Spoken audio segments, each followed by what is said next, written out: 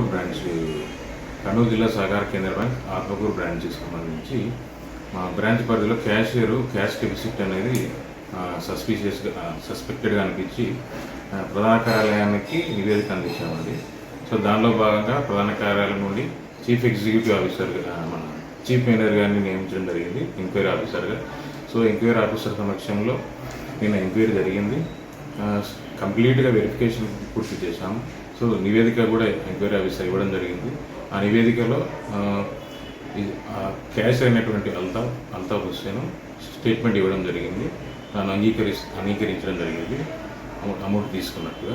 So దానిలో భాగంగా మా హెడ్ ఆఫీస్ కార్యాలయం వారు సస్పెన్షన్ చేయడం జరిగింది. అండ్ దీనికి రీజన్ అయినటువంటి క్యాషియర్ని, అదేవిధంగా సెకండ్ ఆఫీస్ అయినటువంటి పాసింగ్ ఆఫీసర్ అంటే రంగయ్యని ఇద్దరిని కూడా సస్పెండ్ చేయడం జరిగింది.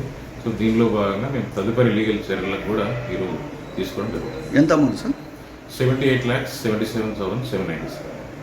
మీ పేరు సార్? పులిరాజు.